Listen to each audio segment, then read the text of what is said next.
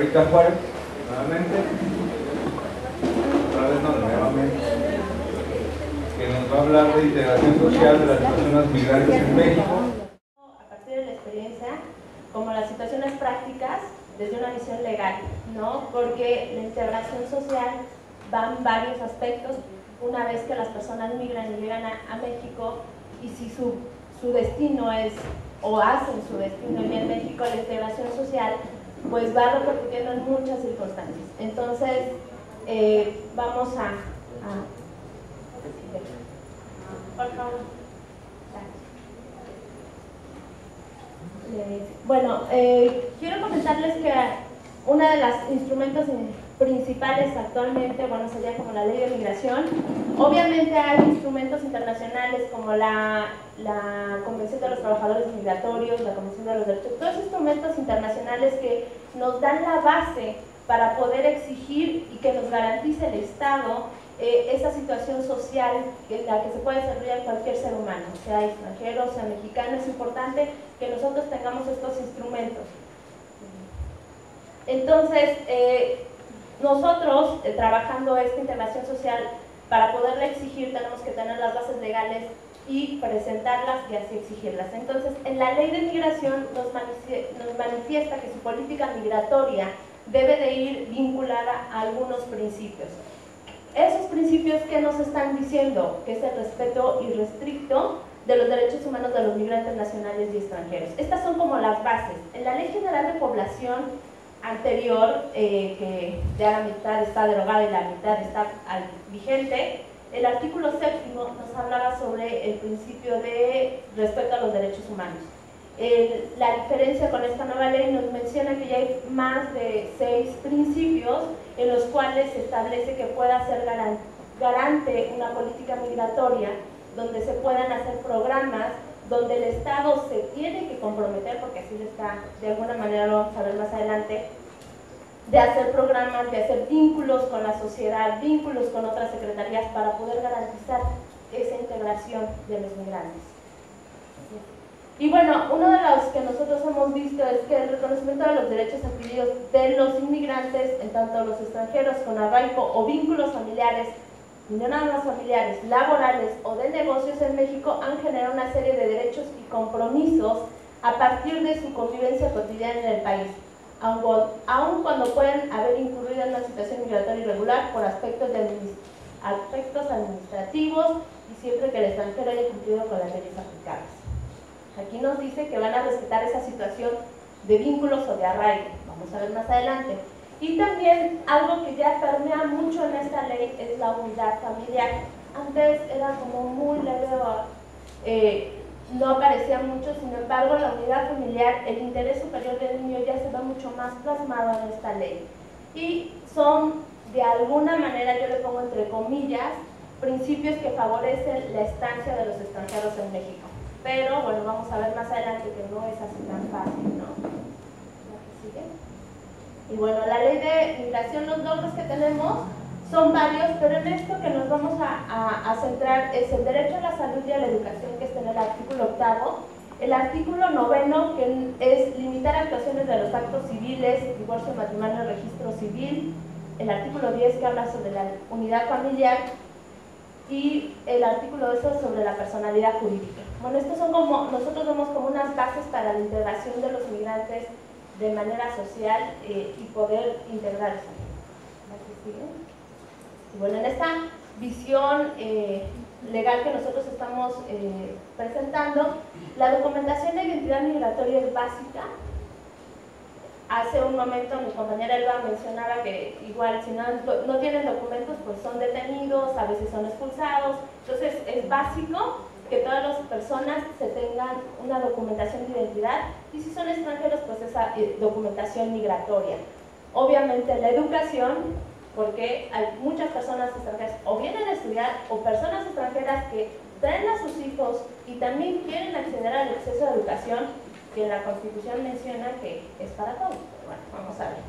La situación del trabajo, la migración la mayor parte es por cuestiones de mejorar la calidad de vida, todos tienen derecho a migrar y la principal es económica, ¿no?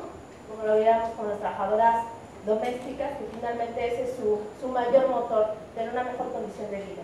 Y la salud, que también en panel de ayer veíamos como toda esta situación de acceder a la salud, de tener mejores condiciones para poder desarrollarse socialmente. Y bueno, el derecho a la identidad, como les decía, es ese derecho a tener un nombre, a decir soy de tal nacionalidad, de tal lugar, y en la ausencia de este derecho pues te da pauta a todas las violaciones.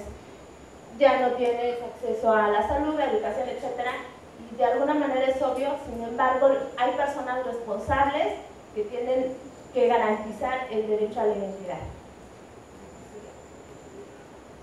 Y bueno, aquí es lo que les decía, todos estos derechos se ven vulnerados cuando no se tiene identidad. Se está trabajando mucho con este registro civil para que se puedan los niños que nacen en México, que nacen en otro país de padres mexicanos, tengan como esa nacionalidad mexicana, y el registro de nacimiento de niños ya no sea condicionado a la legal estancia o que sea condicionado a los tiempos, porque a lo mejor antes nos decía registro civil, pues yo no te lo niego, pero si ya pasó de un año, pues ahora te pido 20 cosas. Y esas 20 cosas para una persona que se encuentre irregular a veces es imposible. ¿Por qué? Porque no puede ir a algunas oficinas de gobierno por el temor a que sea identificado, que esté irregular, que lo vayan a denunciar, etc. Y bueno, ¿qué documentos de identidad podemos tener? Como es el pasaporte, documento de identidad de viaje, constancias de la embajada y forma migratoria. Se ha incidido mucho con las embajadas para que las embajadas puedan dar constancias con fotografía. Hemos tenido algunas reuniones y algunos consulados han accedido a dar esas constancias. Yo no sé qué tanto aquí en Chiapas, porque me acuerdo que en algún momento era como muy complicado por el temor y desconocimiento de los consulados, porque el consulado dice es una protección general, no dice no puedes dar constancias, no puedes. Y creo que a veces los migrantes lo primero que carecen son de documentos de identidad, porque a veces los pierden, se los roban. Y entonces, ¿cómo me identifico? Es más, para hacer una denuncia al Ministerio Público, ¿quién eres? ¿Cómo te llamas? Yo les decía en algún ejercicio, preséntense a alguna oficina de gobierno y lo primero que nos piden a todos es una identificación. Entonces, imagínense un migrante en esta situación de ir y solicitar un servicio. ¿Quién eres? ¿Cómo te llamas? Es que desde ahí no vemos como esta situación o condición de vulnerabilidad. Otros documentos que acreditan de alguna manera la identidad, pues es el acta de nacimiento y la CURP en México, también para extranjeros. Bueno, esto es lo que les decía, parte de la ley que nos dice que el Estado mexicano garantizará a los migrantes que pretendan ingresar en forma regular al país o que residan en territorio nacional con su situación migratoria regular, así como aquellos que pretendan regularizar su situación migratoria del país, el derecho a la preservación de la unidad familiar. Entonces aquí nos habla de el gobierno tiene la obligación de garantizar los derechos de los migrantes. Y acá en este otro artículo 73 nos está hablando de implementar acciones que permitan brindar una atención adecuada a los migrantes que por diferentes factores o la combinación de ellos se enfrentan. Entonces aquí nos dice implementar programas.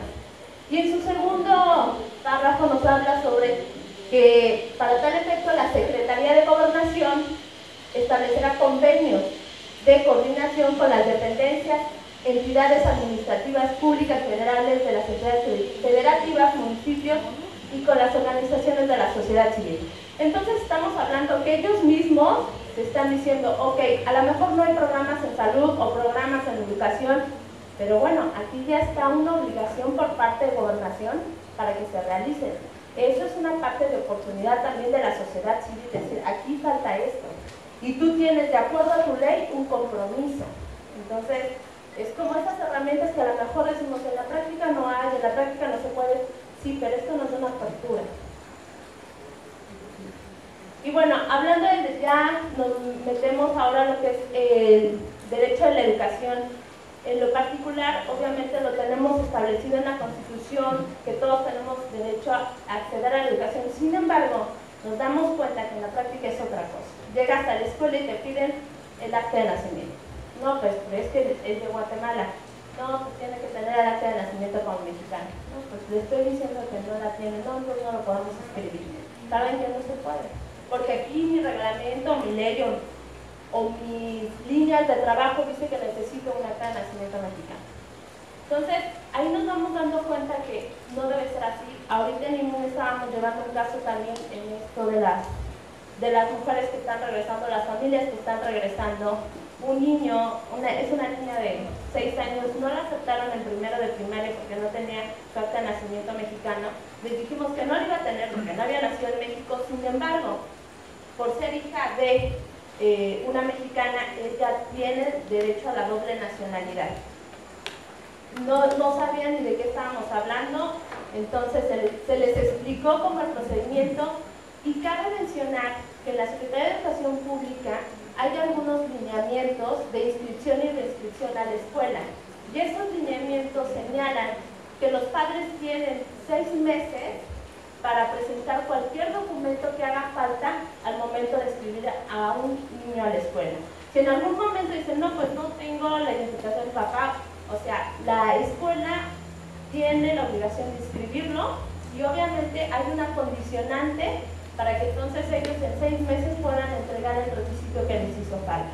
Entonces sí hay algunas líneas, pero se tienen que trabajar, o nosotros también tenemos que conocerlas y presentarlas, porque creo que mucho de no acceder a estos servicios es también la falta de información, por no decir ignorancia, de nuestras autoridades. Pero a veces lo desconocen, la propia maestros que a lo mejor deberían saberlo, lo desconocen, y entonces de entrada te dicen, no se puede, no te lo puedo registrar, no te lo puedo inscribir, no le puedo dar el servicio. Pero a veces es por la falta de información y de capacitación que están con los funcionarios públicos. Y bueno, obviamente tenemos un marco en cuanto a la educación para que puedan acceder a ese derecho. Sin embargo, yo les digo, es un reto para nosotros difundir esta situación para que ellos puedan acceder y que no les nieguen la educación, tanto a niños guatemaltecos o de extranjeros, o como niños mexicanos que vienen con sus papás de Estados Unidos. Entonces me imagino que también aquí hay como muchos problemas de ese tipo, de que dicen, no, porque no tiene su acta, no, porque es extranjero. Entonces, eso que tiene que ver, o sea, el acceso a la educación es un principio básico y es parte de esa integración social que requieren las familias para estar en el país. Y bueno, hablando también la otra vertiente que vemos, que es el acceso o la situación del trabajo, para que una familia o personas que vienen se puedan también de alguna manera integrar, obviamente requieren trabajar o vienen a trabajar, y entonces desde nuestra Constitución en el artículo 5 nos menciona que las personas son libres de dedicarse a cualquier profesión, a cualquier industria, comercio o lo que le acomode para poder desarrollarse. Sin embargo, aquí vemos que los extranjeros requieren una situación especial al momento de obtener su documento migratorio. Y bueno, igual como comentaba hace un momento Leo, tener un documento migratorio para los extranjeros que van a residir y que se van a integrar de alguna manera aquí en el país, requieren un permiso para trabajar, una forma migratoria. Y en la ley de migración nos menciona las diferentes visas y las diferentes estancias migratorias, y hay unas con actividades lucrativas o remuneradas. Sin embargo, estas visas están condicionadas a cumplir con una serie de requisitos que los va a mencionar el reglamento de la ley de migración, reglamento que todavía no se aprueba, y reglamento que a su vez nos va a llevar a disposiciones y lineamientos administrativos. Entonces dicen, sí, hay una visa para visitante para trabajar. Ah, perfecto, yo quiero esa. Ah, bueno, el reglamento dice que si tú tienes una carta de oferta de empleo, pues vas a poder estar en México para trabajar. Ah, bueno, ¿y qué requisitos? Ah, pues vete al reglamento, y en el reglamento, que todavía ahorita no está aprobado, nos menciona una serie de requisitos. ¿Qué requisitos son? Si una persona va a trabajar en una empresa o negocio, De entrada te piden una carta de oferta de trabajo que demuestre su capacidad técnica. En algún momento nos dijeron de una empleada doméstica que presentáramos la capacidad técnica. Así como decía Melissa, a ver, díganme cuánto cuesta barrer, cuánto cuesta lavar, cómo le demuestran la capacidad técnica a una migración. Pues a lo mejor las cartas de recomendación, pero es algo tan subjetivo que no puedes decir, pues mi capacidad técnica, si quieren le voy a limpiar su casa, o cómo. Entonces, es algo ilógico. Y obviamente para los profesionistas, los técnicos, pues tienen otros medios para poder comprobar que pueden desarrollar esa profesión, pero para las personas albañiles, carpinteros, personas que, agrícolas, ¿cómo? Ahí sí, yo no sé de hablar, si ustedes lo sabrán. Y bueno, el reglamento de la ley de migración nos menciona que para poder también dar actividad lucrativa a una persona, requieren, si van a estar en una empresa, una constancia de empleador. Yo me preguntaba, y haciendo un análisis, dice, ¿cómo un mecánico va a poder reunir todos estos documentos, acta constitutiva, poder notarial, identificación del empleador, declaración de impuestos, y se va a dar de alta en migración para que le pueda dar una constancia al migrante y que pueda trabajar con él? Quiero ver cuántos negocios, fondas, pequeños negocios van a hacer todo eso. Van a decir, ¿sabes qué? Está muy complicado darte un documento, no te doy trabajo. Y entonces, ¿qué va a pasar? Pues que entonces me empleo por la mitad de lo que me vas a pagar. Entonces empiezan a ver esas situaciones de condiciones vulnerables. ¿Por qué? Y dicen, pero facilita la regularización, facilita el acceso al trabajo. Yo quiero ver cómo se facilita. Siguiente, se había logrado que las personas trabajaran de manera independiente, empleadas domésticas, carpinteros, fotógrafos de manera independiente. Pero ahora migración lo que les está pidiendo a todos ellos es que estén dados de alta en Hacienda. ¿Para qué? Pues para que vayan controlando sus ingresos. Yo quiero saber si yo, Margarita, estoy dada de alta en Hacienda, tengo que pagar un contador. ¿Para qué? Para que mensualmente me hagan mis declaraciones. Si no sé leer ni escribir, ¿cómo voy a estar dada de alta en Hacienda? Entonces, creo que migración no hizo como esa diferencia en las zonas fronterizas, que no es posible. Yo quiero ver que una trabajadora de manera independiente sea dada de alta en Hacienda. Es muy complejo y se meten también en otro problema con Hacienda. Digo, debería de haber líneas y programas mucho más accesibles para esta población. Y bueno, también lo que hablaban ayer sobre el derecho a la salud, igual está en nuestra Constitución que todos los migrantes tienen derecho a obtener salud. Sin embargo, se ha visto, y lo comentaron en algunos casos ustedes seguramente en las mesas de salud, que llegan al hospital, eres migrante, te tienen un trato diferenciado, te dicen espérate o no hay espacio, etc. Entonces, eso sigue existiendo, a pesar de que la ley sea un principio que garantice y demás, a veces hasta para los propios mexicanos es un poco complicado acceder a la salud. Sin embargo, yo como lo veo y les comento, son oportunidades que tenemos para acceder a ese derecho. Sin embargo, yo les digo, es un reto para nosotros difundir esta situación para que ellos puedan acceder y que no les nieguen la educación, tanto a niños guatemaltecos o de extranjeros o como niños mexicanos que vienen con sus papás de Estados Unidos.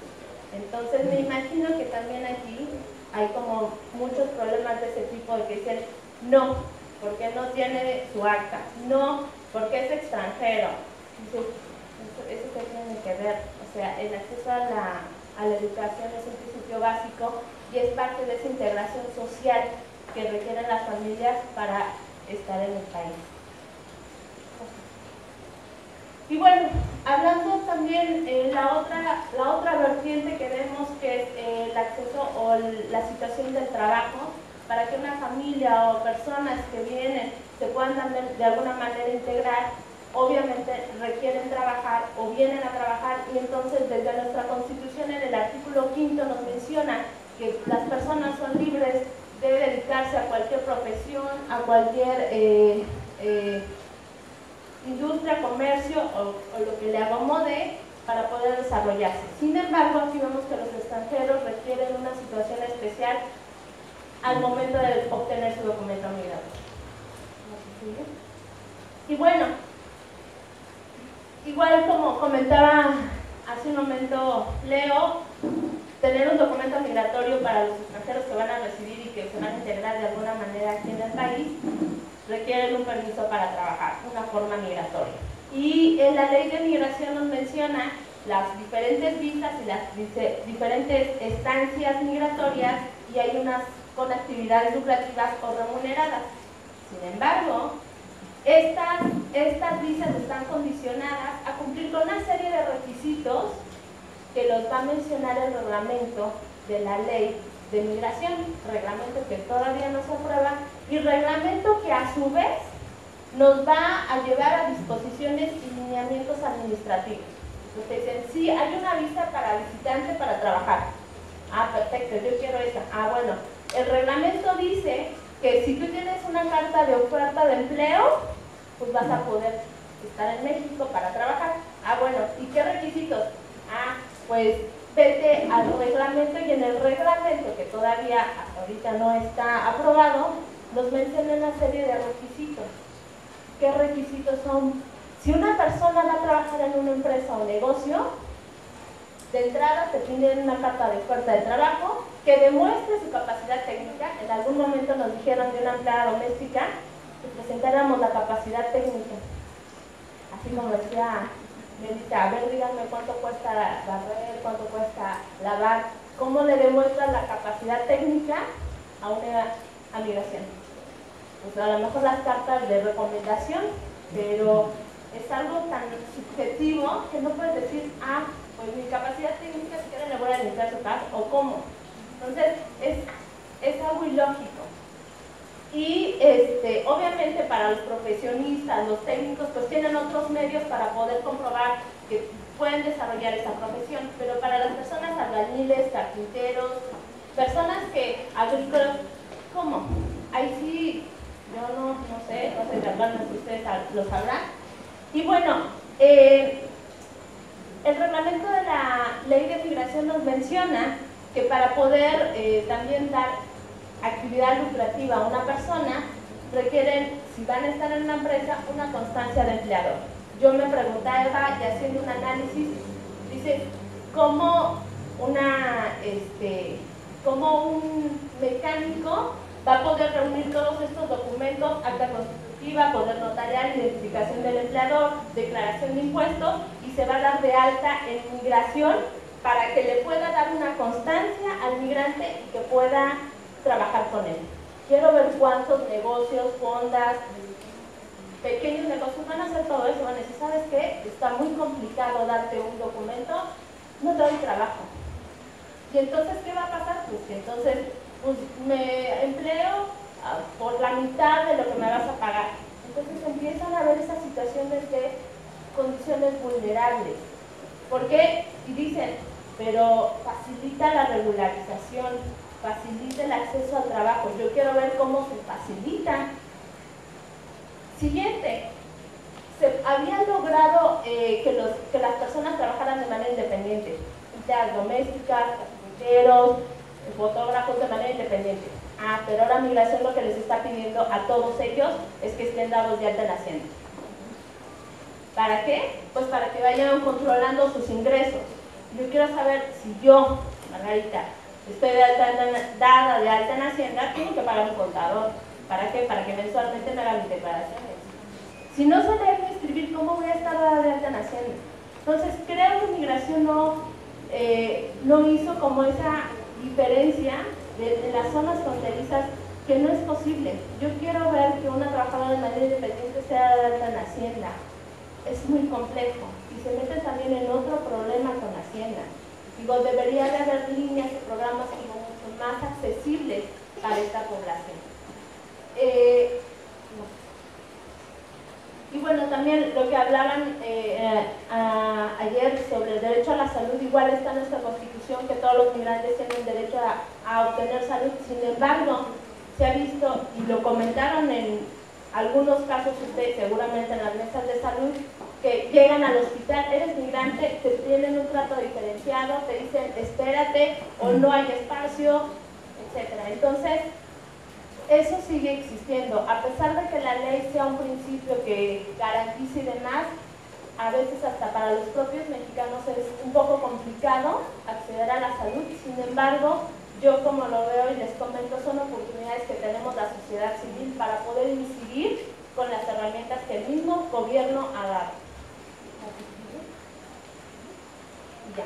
Bueno, es como un esquema general muy amplio de la integración social, porque es como esas dificultades que tenemos. Los migrantes, yo digo, si quieren tener como toda una documentación viable y trabajar y acceder a trabajo y educación, según una serie de obstáculos de que dices, en realidad, ¿hasta dónde está esa integración social?